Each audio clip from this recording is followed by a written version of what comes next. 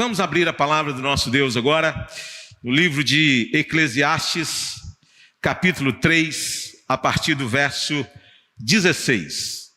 Eclesiastes, capítulo 3, a partir do verso 16.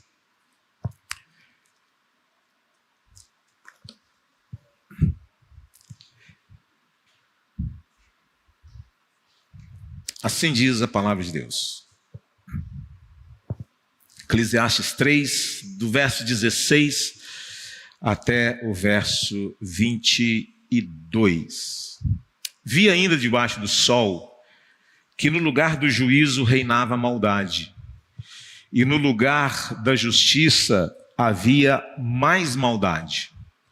Então eu disse a mim mesmo: Deus julgará o justo e o ímpio, porque há um tempo para todo propósito e para toda obra. Eu disse mais: isso é por causa dos filhos dos homens, para que Deus os prove e eles vejam que são em si mesmos como os animais. Porque o mesmo que acontece com os filhos dos homens acontece com os animais. Como morre um, assim morre o outro.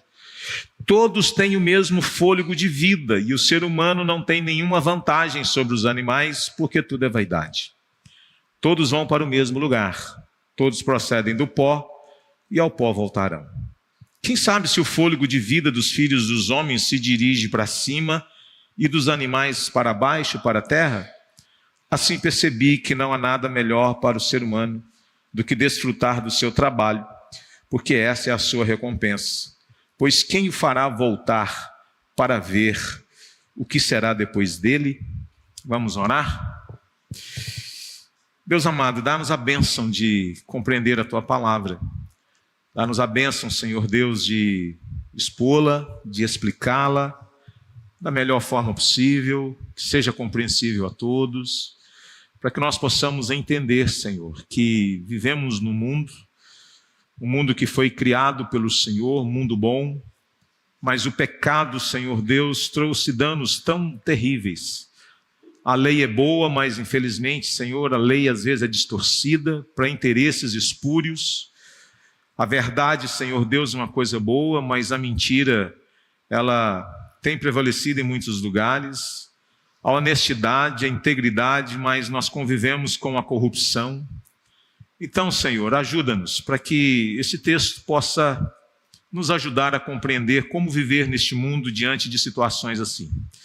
E que a nossa fé seja fortalecida no Senhor Jesus, no nome do qual nós oramos agradecidos. Amém.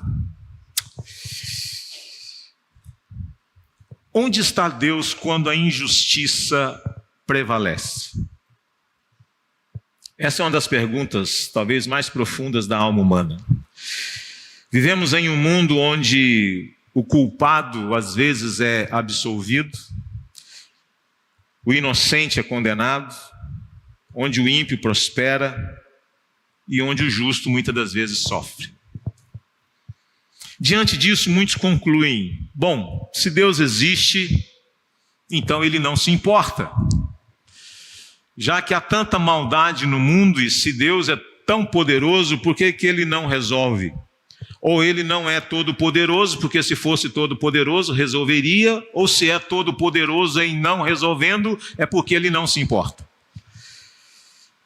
Mas o pregador de Eclesiastes, ele não comunga dessa ideia de que Deus perdeu o controle, como às vezes nós podemos ser tentados a pensar.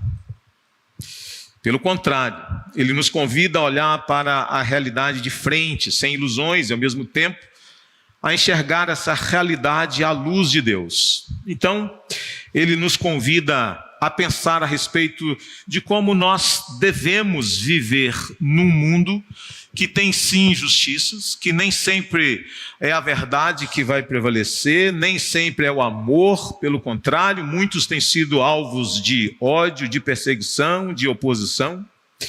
Então esse é o convite para nós refletirmos. Mesmo em um mundo injusto, eu e você precisamos crer que Deus continua sendo justo. Mesmo vivendo num mundo injusto, Deus continua sendo justo, soberano e no controle de todas as coisas.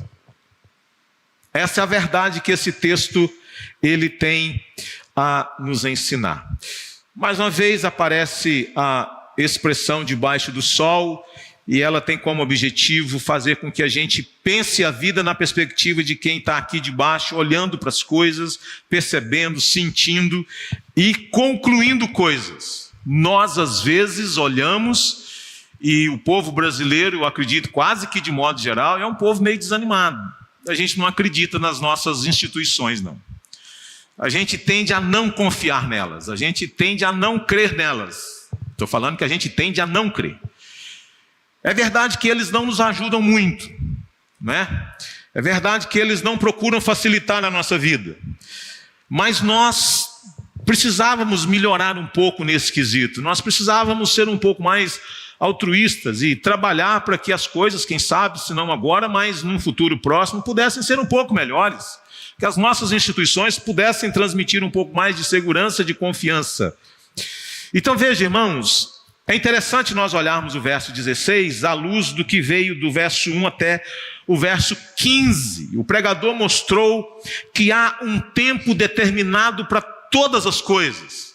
Ele diz: Deus controla, Deus estabeleceu épocas, Deus estabeleceu tempos, é Deus quem fez todas estas coisas, Deus está controlando todas elas, Deus controlou, determinou, estabeleceu, e todas elas funcionam perfeitamente. Não adianta você orar dizendo assim: não vai ter verão. Não adianta você orar, jejuar, ir para o monte, decretar. Não, os crentes não têm esse poder de decretar, então decrete. Fala assim: não vai ter inverno mais. Só vai ter verão. 365 dias. Não vai ter outono. Decrete para ver. Não adianta decretar, porque vai ter primavera, verão, outono e inverno. Ore dizendo assim: a terra vai parar de girar. Eu decreto que ela não vai se movimentar mais. Vai ficar estática. Você pode orar, você pode decretar, você pode jejuar 400 dias, 400 noites, não vai mudar. Porque Deus estabeleceu que vai ser assim, e é assim que vai funcionar. Não adianta você orar para que o dia tenha 48 horas, vai ser 24. Não adianta você orar para que o ano tenha 730 dias, não vai ter, é 365. Não tem jeito, irmão. Deus estabeleceu isso, pronto, final. Mas esse Deus que está no controle, pois bem, o pregador vem mostrando que há um tempo para todo propósito debaixo do céu. Mas vem o verso 16. O verso 16, ele traz agora uma angústia. Parece que Deus não está tão no controle assim. Parece que esse Deus que estabeleceu tudo, que controla tudo, que determinou tudo, parece que ele perdeu um pouco a linha num determinado momento da sua criação. E aqui então nós pensamos, irmãos, nessa questão que vai ser levantada. Se Deus de fato está no controle, surge algo. Como que nós lidamos com a injustiça presente no mundo? Como que a gente, olhando para Deus e dizer que Deus é amor, como é que você vai falar para uma pessoa que de repente alguém que vinha bêbado, num carro em alta velocidade, ele perde o controle, atropela duas crianças que estavam brincando em frente à sua casa, e essas duas crianças de 6 e 10 anos é morta. Como que a gente vai chegar para essa família e dizer: Deus é amor, Deus está no controle? Como é que a gente vai falar para uma família que foi vítima de uma bala perdida, de alguém que avançou um semáforo, atropelou várias pessoas, culminando na morte, na paralisação de várias? Como é que a gente explica algumas coisas quando as cortes, ao invés delas primarem pela verdade, pela justiça, o que a gente percebe é que nem sempre é assim que funciona? Como que a gente lida com a realidade de que no nosso país parece que os poderosos não pagam pelos crimes que cometeram, ou talvez paguem pelos crimes que cometeram? Como é que a gente lida com essas realidades? Como é que a gente fala para uma família que de repente está lidando com a realidade de um diagnóstico terrível e você chega e diz: calma, Deus está no controle? Como é que a gente lida com essas questões da maldade humana, do sofrimento humano, da injustiça. Como é que a gente lida com essas questões que às vezes bate forte na nossa vida e nos faz questionar de fato se Deus é amor? Que nos leva a pensar se de fato Deus está no controle. Então o pregador, ele está aqui nos convidando a olhar a vida nessa perspectiva que é comum a todos, de viver no mundo de maldades e quais as conclusões que nós devemos chegar. Ele então vai tentar nos conduzir a respeito de algumas verdades. Ele, nesse texto, por 3 vezes, ele usa um argumento inédito. Por exemplo, pela primeira vez o pregador levanta a questão sobre o tema da impiedade no mundo. Até então ele não havia falado disso. Pela primeira vez ele menciona que Deus julgará o perverso. Ele não tinha falado sobre isso até então. Pela primeira vez o pregador menciona que na morte todos vão para o mesmo lugar. Ele também não tinha falado disso. Então essas 3 afirmações, elas são inéditas nessa parte da sua mensagem. Então, vamos ver algumas coisas aqui, porque ele toca em tantos pontos, né? Como o poder de Deus trabalha em uma sociedade cheia de impiedade, cheia de opressão e cheia de inveja. Então, irmãos, eu quero pensar aqui a respeito de como nós devemos viver no mundo, ou um mundo injusto nas mãos de um Deus justo. Vamos pensar sobre isso. Um mundo injusto nas mãos de um Deus justo. O mundo está debaixo dos efeitos do pecado. E como que, onde está Deus nesse mundo que parece tão conturbado, tão confuso? Vamos lá, vamos pensar algumas coisas aqui. A primeira delas, irmãos, aparece aí no verso 16, a realidade de um mundo corrompido pela injustiça. Notem que o pregador começa dizendo: vi ainda debaixo do sol que no lugar do juízo reinava a maldade, e no lugar da justiça havia mais maldade ainda. Aqui a gente começa a perceber algo muito sério, muito grave, que atormenta todos nós. É de não ver a justiça funcionando. É muito triste quando nós lemos Romanos capítulo 13, e a Bíblia vai dizer que toda autoridade ela é constituída por Deus, instituída por Deus, e não existe autoridade que não seja instituída por Ele. E ela existe para proteger os bons e punir os maus. Mas notem que é muito triste quando a gente percebe que há uma inversão moral, que há um fracasso das instituições na vida debaixo do sol. E essa vida debaixo do sol, na perspectiva do pregador, ela descreve a futilidade e a falta de sentido de uma vida vivida apenas para si mesmo. Esta é a vida debaixo do sol, não é? É algo pelo menos ou só para o aqui e agora, que não envolve a gratidão ou o respeito por Deus e pelos seus caminhos. E é por isso que o pregador ele diz: eu vi ainda debaixo do sol que no lugar do juízo reinava a maldade, e no lugar da justiça, maldade ainda. Então a ideia aqui, meus irmãos, é de uma injustiça desenfreada. A ideia aqui é de que a coisa foi totalmente alterada, desumanidade de homem com homem nessa vida debaixo do sol, o inocente sendo condenado, o culpado sendo absolvido. É o que está acontecendo aqui. O profeta Amós, por exemplo, ele pregou contra as pessoas que oprimiam os pobres e que esmagavam os necessitados. É muito triste quando nós percebemos, e a ideia aqui é de que o pregador esteja pensando na corte, nos tribunais de justiça. Na primeira, na segunda, na terceira instância, ele diz que na corte que deveria prevalecer a justiça e a verdade não é o que acontece. No lugar do juízo e justiça, isto é, na corte da justiça, e é por isso que tem aqui essa repetição. E veja, irmão, se existe um lugar onde nós esperamos encontrar justiça, é lá, é na corte, é no STF, é nos nossos tribunais, é nos nossos pequenos fóruns.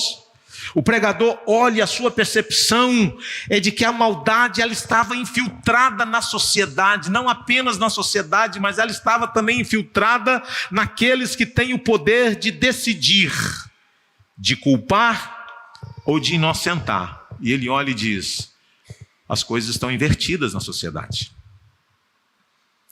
Algumas coisas debaixo do sol não funcionam bem. Nem sempre, meus irmãos, é a verdade e a justiça que vai sobressair e prevalecer. Eu me lembro uma vez que eu recebi uma multa, e há muitos anos atrás, e aí eu olhei e falei assim, mas conversei com o despachante, eu falei assim, rapaz, de onde que é isso aqui? Qual que é esse endereço que eu tomei essa multa? Estava lá a foto e tal. Ele disse, isso aqui foi na rodovia Anchieta. E eu disse para ele, eu nunca fui, nunca passei pela Anchieta. E aí eu fui lá no Detran de São Paulo, questionei, entrei com recurso e contestei aquela multa. E aí veio a contraprova, né, com foto e tudo mais. E aí, no primeiro momento, eu olhei, a placa do meu carro era CSX 5446. Eu olhei, era um Gol Special, CSX 544 alguma coisa. E eu falei assim, não é possível. Não pode ser. Essa placa foi duplicada, não tem lógica. Mas o último número parecia que era o 6, mas quando eu observei melhor, não era o final da placa do meu carro.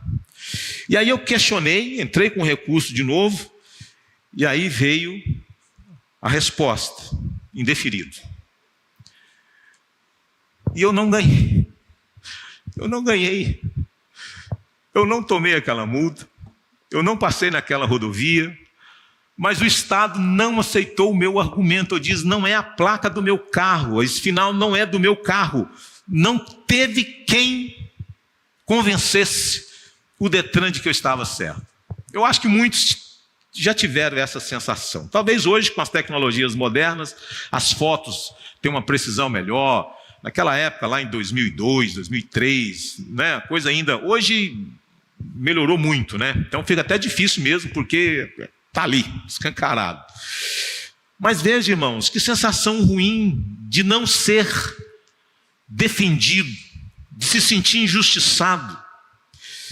Não existe autoridade que não seja constituída por Deus, conforme nós falamos. A corte e os tribunais procedem de Deus, e elas deveriam exercer esse poder para o bem dos bons e para penalizar os maus, mas às vezes o que a gente percebe é que não é assim. Quando a gente vê as pessoas que sofreram injustiças, alguém que foi assassinado, alguma coisa do tipo, a conversa é uma só. O que a gente quer é que a justiça seja feita. Mas a gente percebe que é tão difícil essa justiça ser feita. Eu fico pensando, meu Deus, há quantos anos a gente ouve as mesmas coisas e parece que não muda. E é por isso que o verso 16 nós temos aqui essa inversão de valores. Que no lugar do juízo reina a maldade, e no lugar da justiça, maldade ainda.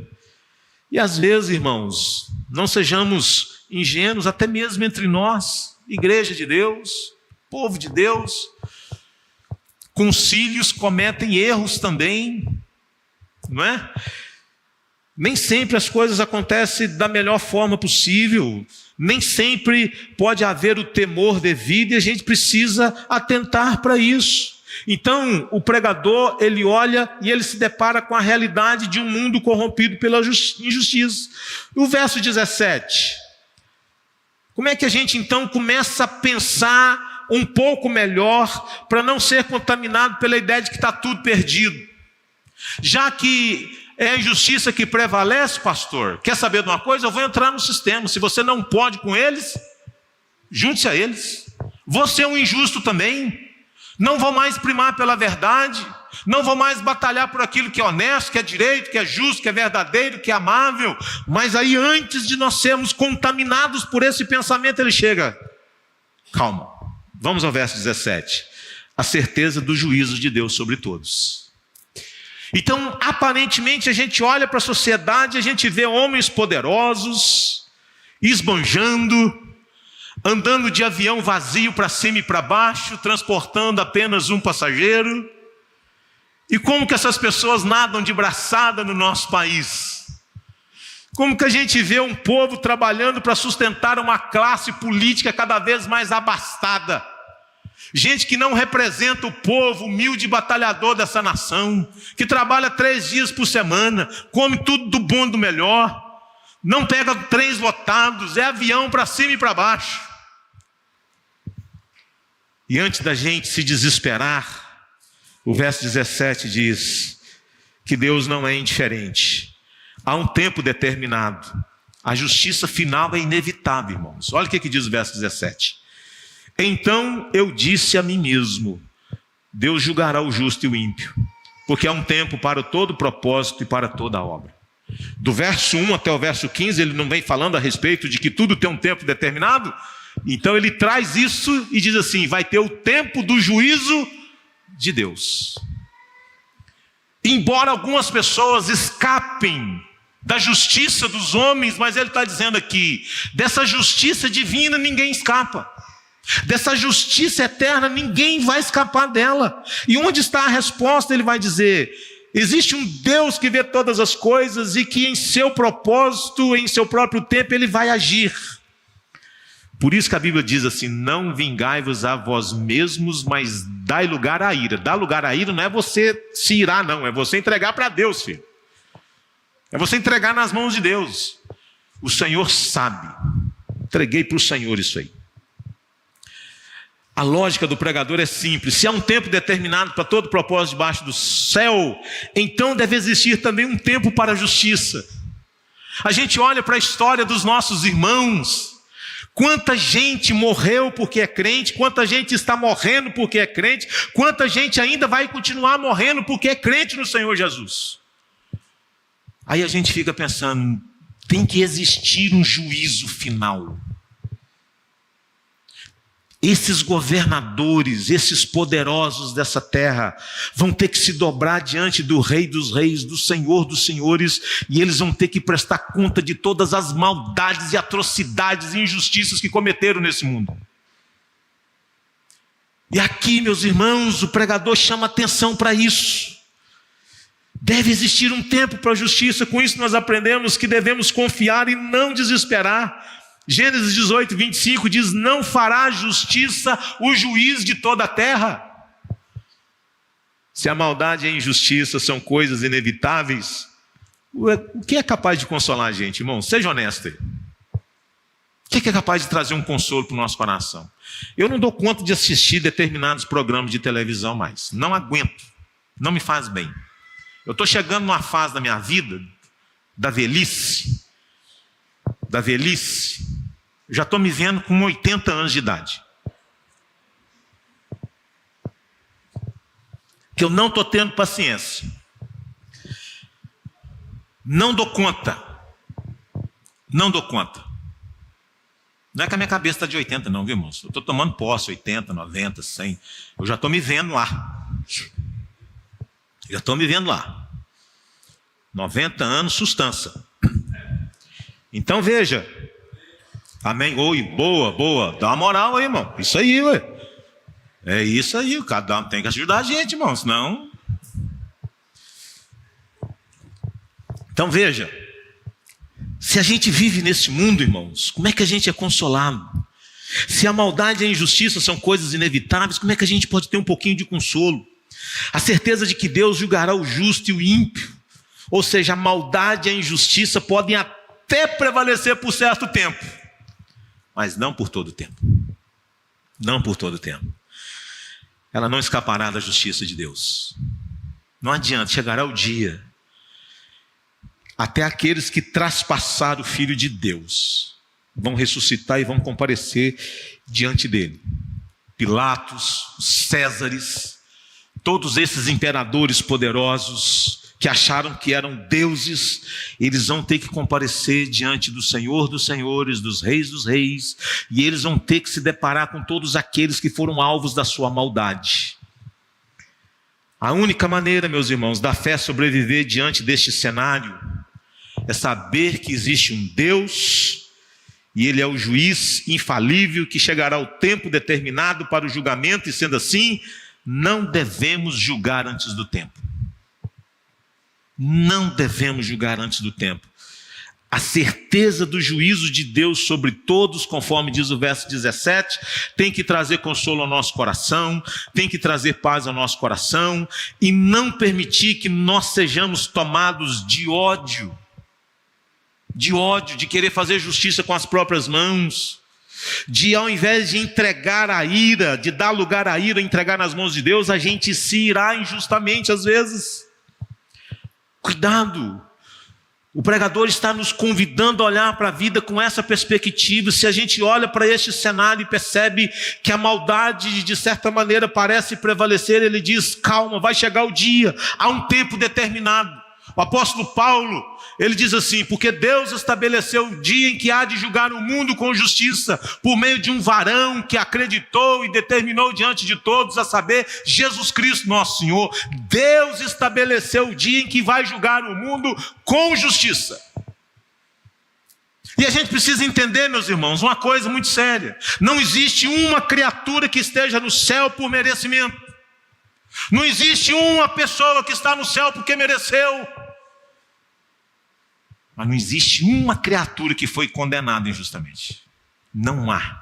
Se alguém está no céu, é graça, é misericórdia. Se alguém foi condenado, justiça de Deus. É assim que funciona. Terceira coisa, do verso 18 ao 21. Como é que a gente entende que estamos num mundo injusto nas mãos de um Deus justo? Primeiro, entendendo a realidade de um mundo corrompido pela injustiça. Segundo, a certeza do juízo de Deus sobre todos. Terceiro, a fragilidade humana diante da morte. Que coisa bonita aqui, a pedagogia da finitude da vida. Porque veja, irmãos, o texto vai falar sobre a igualdade aqui com os animais nesse aspecto físico. Todos morrem. A limitação do conhecimento humano, a humilhação do orgulho humano. Então ele vai dizer: por que a justiça tarda? Por que Deus não julga as pessoas imediatamente? Por que isso não acontece? E no Brasil a justiça tarda demais. Eu vi um caso um dia desses, depois de 30 anos prenderam o cara. 30 anos encontraram o sujeito. Misericórdia, não é? A demora do julgamento de Deus no mundo permite que Deus prove os seres humanos para ver se estão de fato inclinados a todo mal. Olha o que ele diz no verso 18. Eu disse mais: isto é por causa dos filhos dos homens, para que Deus os prove e eles vejam que são em si mesmos como animais.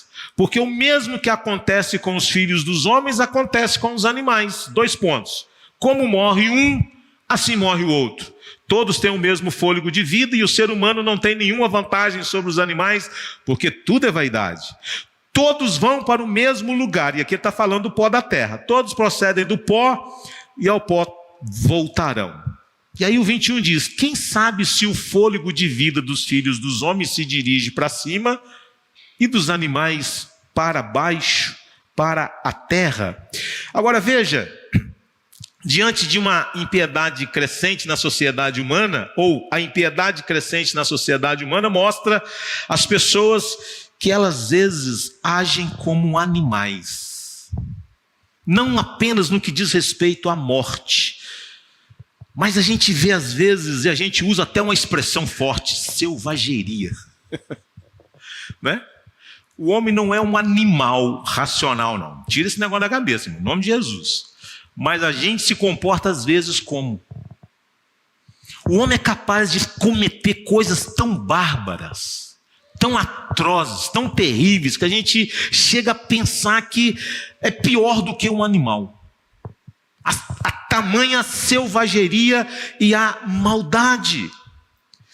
Então, o pregador, ele nos convida aqui a olhar, e ele diz assim: Deus não age imediatamente, é como se Deus estivesse dando cada vez mais corda para que as pessoas se enfoquem nela. É Deus entregando as pessoas, talvez, às suas maldades, para que de fato eles sejam indesculpáveis. É maldade sobre maldade, é perversidade sobre perversidade. E vem ainda a finitude da vida. Deus mostrando que os mortais aqui, que nós somos mortais, somos seres frágeis. E ele procura fazer com que eles se voltem para ele e o busquem, entendendo a fragilidade da vida, entendendo que a gente não é diferente desses animais, porque eles morrem assim como nós. Temos o mesmo destino, o pó da terra, e viemos de lá e de lá, ou para lá nós vamos voltar. Então veja, irmãos, ao permitir que a impiedade se inflame na sociedade humana, Deus está testando as pessoas, para que fique evidente que elas são assim maldosas. O pregador usa de 2 argumentos para mostrar que os seres humanos são como animais. O destino dos seres humanos e dos animais é o mesmo. Ele está dizendo, ambos morrem. Por mais poderoso que a gente se sinta, a vida é breve. Os seres humanos, diz a Bíblia, e os animais vão para o mesmo lugar, o pó da terra. Então ele olha e diz assim, você que se acha tão poderoso, tão grandioso, deixa eu te dizer uma coisa, você é como um animal. Você vai morrer como eles e vai voltar para o pó como eles. Agora a gente não se sente assim, né? A gente não sente assim, a gente se sente muito poderoso, não é? Então veja, fala-se muito na sociedade sobre desigualdade, pobreza, riqueza, justiça e injustiça, mas o pregador encontra na morte a solução para a tensão existente. E ele diz, onde está o ponto de convergência? Está na morte. Ela iguala a todos nós. Quantos poderosos? Tomei conhecimento essa semana de que o ex-presidente da República, Fernando Henrique Cardoso, já com seus 90 e poucos anos, com Alzheimer, agora é o filho que tem que administrar todos os recursos do pai, porque ele não dá conta de nada mais. E eu fiquei pensando assim, puxa vida, alguém tão importante, foi presidente desse país por 2 mandatos, viajou o mundo, teve contato com tanta gente poderosa, hoje não consegue administrar a própria vida. Isso é a vida, não é? Isso é a vida. E Salomão está dizendo, vamos aprender com essa finitude, vamos melhorar, não vamos ser como animais, não. Vamos ter mais humildade, vamos ser mais justos, mais verdadeiros, mais amáveis. A morte, irmãos, é o maior equalizador da vida. Por isso não há nenhuma vantagem do homem sobre os animais. Olha a comparação que ele está dizendo. Não há nenhuma vantagem dos homens sobre os animais. A gente morre como eles. E vamos para o mesmo lugar que eles. Por que ficar tomado às vezes de soberba, de arrogância, essa sensação de achar que é super poderoso, que temos superpoderes? Ele vai dizer, não faça isso. Os animais e os seres humanos só são iguais ao fato de que morrem. E se todos morrem, a vida parece não ter sentido. Então veja, irmãos, o verso 21, ele mostra que nem todos os seres humanos são capazes de reconhecer a diferença entre as pessoas e os animais. O pregador, ele não possui aqui as informações que temos. Então ele pergunta assim, quem sabe se o fôlego de vida dos filhos dos homens se dirige para cima? Lá na frente ele vai dizer que e o pó volte à terra como era, e o espírito volte para Deus que o deu. Mas é lá na frente que ele vai falar sobre isso.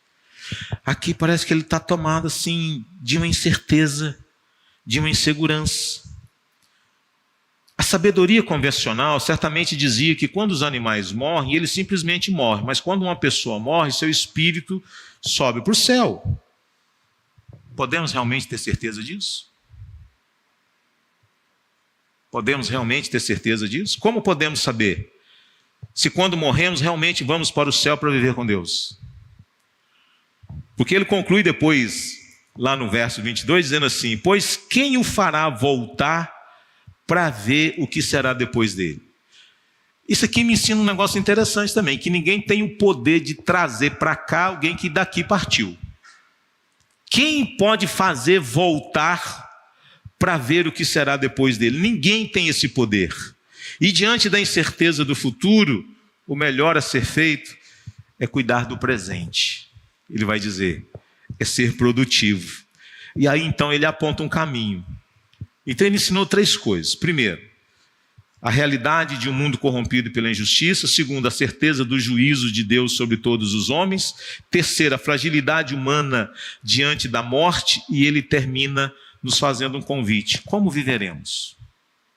Então veja, irmãos, nós precisamos entender esse texto dentro desse período da história. Ele termina com uma interrogação, né? Ele termina com um questionamento.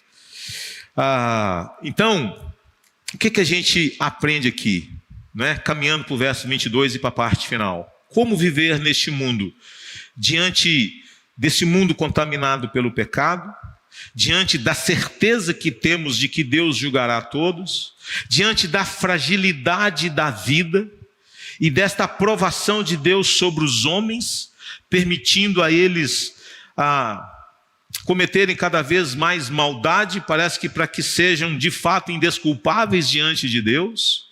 Diante desta incerteza, quem é que pode dar uma garantia aqui de que ao morrer realmente nós vamos para cima, conforme a expressão que ele usa? E aí então ele vai dizer no verso 22, fornecendo aqui quase que um remédio ao enigma da vida. Ele vai dizer: desfrutar da bondade de Deus. Veja, falou de maldade, falou de injustiça, falou de morte, falou de todas essas coisas, para depois ele dizer: diante desta realidade, como é que a gente vive no mundo? Aí ele vai dizer assim: assim percebi que não há nada melhor. Ele tira uma lição prática aqui. Assim eu percebi que não há nada melhor para o homem ou para o ser humano do que desfrutar do seu trabalho, porque essa é a sua recompensa, pois quem o fará voltar para ver o que será depois dele? Ele está aqui nos ensinando, meus irmãos, o contentamento como resposta, essa vida bonita vivida diante de Deus, aproveitar todas as coisas, todas as fases da vida, todos os momentos da vida, e com gratidão no coração, valorizar cada momento da nossa existência. Ele está aqui meio que dizendo para nós, diante das injustiças e das incertezas deste mundo, como que a gente deve se comportar. Ele diz: desfrute do seu trabalho. O pregador queria que os seus leitores levassem a morte a sério, a fim de utilizar bem o tempo que eles têm debaixo do sol.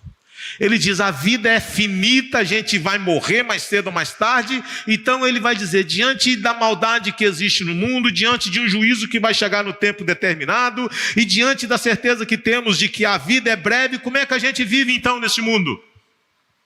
Não vive pensando assim: vou ter tempo. Pode não ter.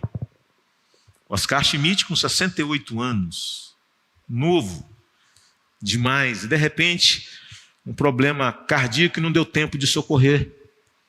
É assim, irmãos, não é? É tudo muito rápido na vida. Então, valorizemos isso, não é? Valorizemos isso, aproveitemos a vida. Não sejamos tomados de raiva, de ódio, de ressentimento, de rancor. Isso não faz bem. Tem gente que vai passando pela vida acumulando ressentimento, acumulando mágoa. Irmãos, a vida é breve. Tudo passa rapidamente, nós voamos. Ele diz: vamos aproveitar e vamos tirar o melhor da vida. Ela é uma dádiva, ela é um presente do eterno Deus. E a gente passa a vida às vezes lamentando, murmurando, reclamando, brigando.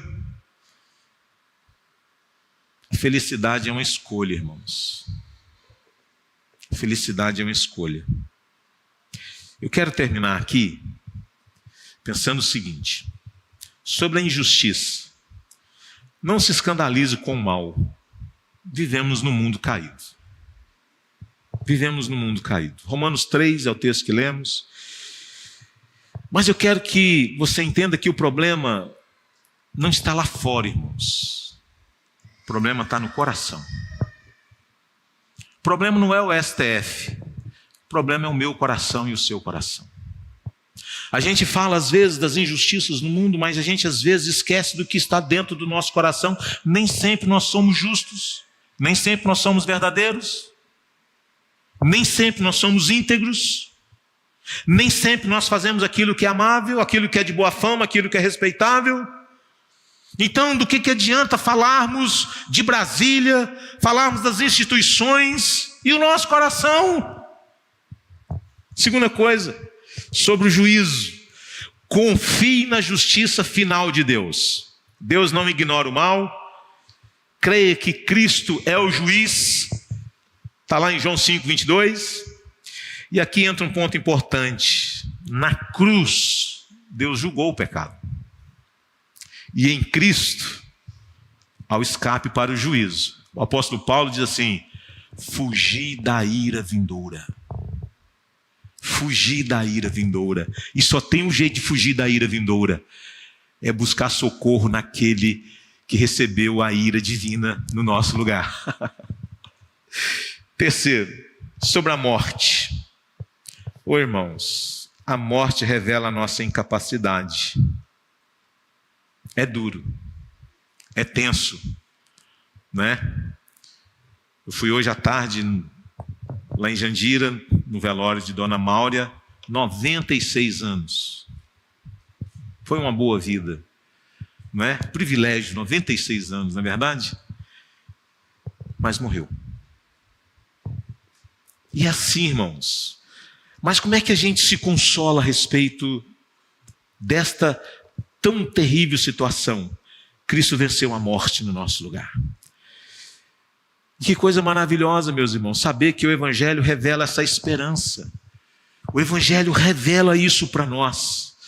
Em Cristo Jesus nós podemos ter uma viva esperança e nós deveríamos nos apropriar mais dessa verdade. Quarta coisa para terminar. Somente em Deus o trabalho tem sentido. O trabalho não salva, o trabalho é vocação.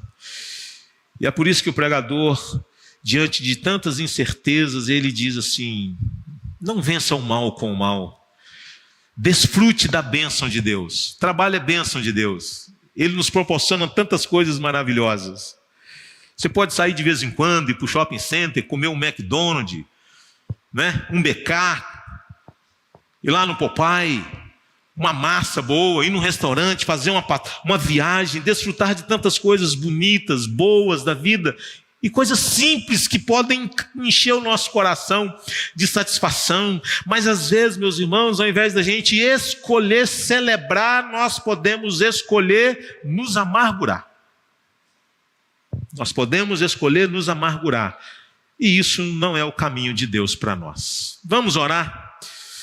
Vamos pedir ao Senhor que tenha misericórdia de nós. Talvez você que está aqui já foi um injustiçado. Talvez você viveu situações, ou talvez esteja até vivendo momentos difíceis. Você foi passado para trás, alguém te deu uma rasteira, alguém falou uma mentira, e as pessoas não confiaram na sua verdade. Meus irmãos, descansemos no Senhor. Descansemos em Deus, Ele conhece todas as coisas. Vamos ficar de pé? Vamos orar?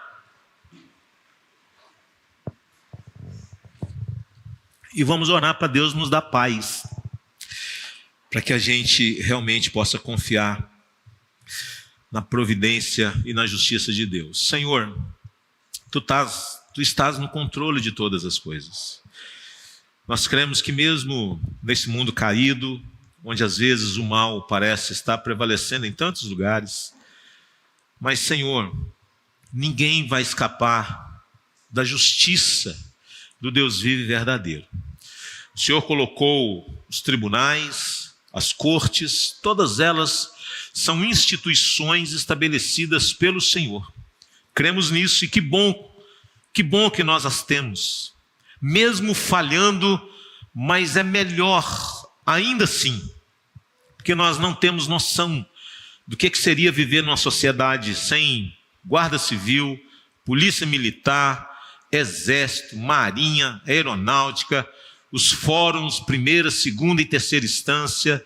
Então, muito obrigado, Senhor, porque apesar de todos os problemas que temos em relação à justiça, ou melhor, com as injustiças nesse mundo, mas nós temos muitos motivos também para te agradecer. Há uma certa ordem e não vivemos, ó Deus, num caos. Que bom, louvado seja o teu santo nome, porque o homem é assim. Se ele for entregue a si mesmo, ele é capaz de cometer as coisas mais bárbaras e atrozes possíveis. Então o Senhor, sabendo disso, sabendo que somos pecadores inclinados ao pecado, o Senhor estabeleceu leis para que por intermédio delas o homem pudesse ser freado da sua maldade. Obrigado, Senhor, mas sobretudo obrigado por Jesus Cristo. Foi Ele quem levou sobre si a justiça do Senhor.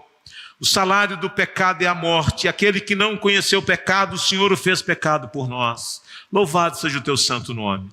Ajuda-nos, ó Deus, para que mesmo sofrendo injustiças nesse mundo, possamos buscar os recursos que nos forem cabíveis e possíveis, para que a verdade prevaleça, mas uma vez que, dependendo de circunstâncias, isso não aconteça, que o nosso coração descanse naquele que é o justo juiz. E nos dá, ó Deus, a sensibilidade de saber que a vida é algo tão passageiro, que daqui a alguns anos, ó Deus, passaremos, mas que nós possamos celebrar o hoje com alegria, com gratidão, em nome de Jesus.